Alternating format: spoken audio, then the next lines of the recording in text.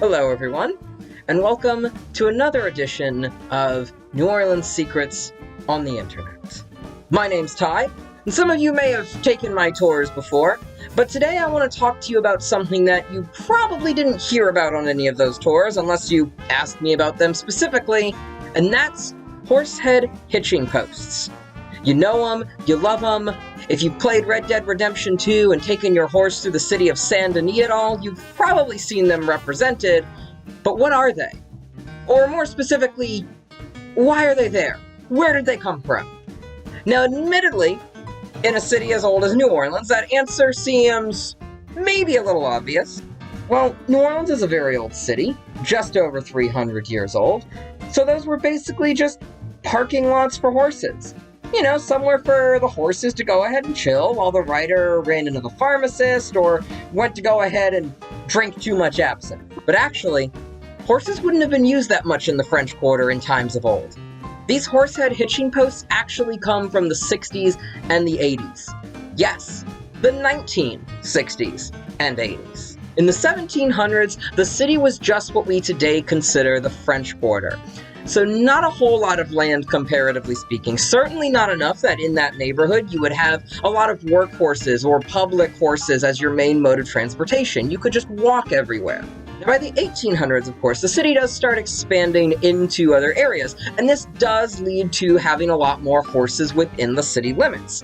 But they weren't used in the way we tend to think of them. The southern gentlemen and ladies riding up on horseback through the palatial estates of the South. See, in the early 1800s, you still had a good deal of wealthy Frenchmen and a few Spanish calling the French Quarter home.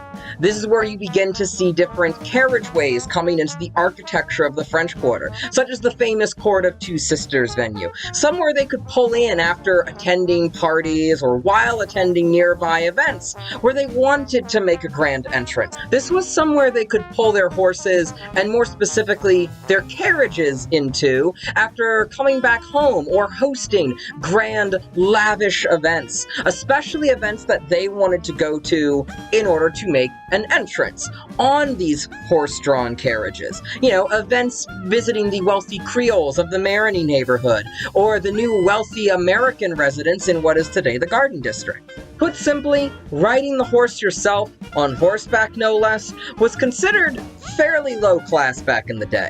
That's what ranch hands and poor people did. The rich were carted around in style. Now, of course, every now and then a messenger might come on by into town, or a working class person might come on into a different neighborhood on horseback, and so you would go ahead and have places to hitch the horses.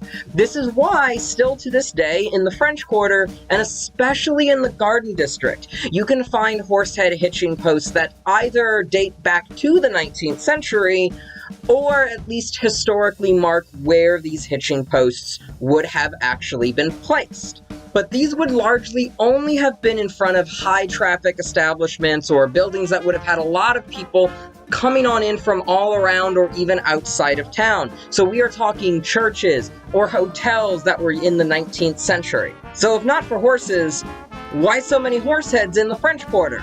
They were put in for cars.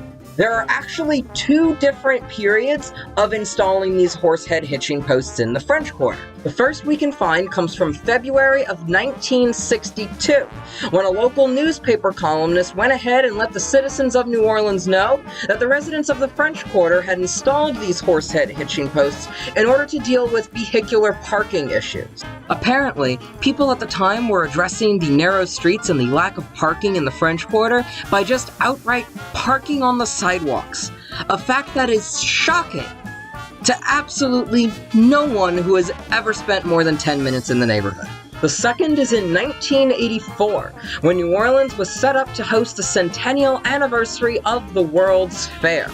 The event organizers pitched it as a time of absolutely no inhibitions. Drinking, libations, partying as far as the eye can see. Something we're certainly no stranger to in New Orleans nowadays, but back in the 1980s, we weren't quite as used to it in such large numbers. And so the residents of the French Quarter expressed concerns that having so many people in from out of town who would be inebriated come nightfall, who maybe weren't used to the densely packed neighborhood of the French Quarter, that there might be some drunk driving accidents involving them crashing into some of these historic buildings of the neighborhood. Wanting to address the concerns of the citizens, but also not wanting to give up on the massive economic boon that the World's Fair could bring, the city of New Orleans reached a compromise, mostly by themselves. They went ahead and installed safety pylons all over the neighborhood, directly into the concrete. When those same citizens of the French Quarter expressed concerns that they were ruining the atmosphere of the historic neighborhood, the city compromised even further. They just went and welded horse heads onto those same safety pylons. So if you've ever wondered how accurate the placement of these horse heads are, what they were used for, or even just why so many of them look like they are cheaply welded onto old safety pylons, now you know.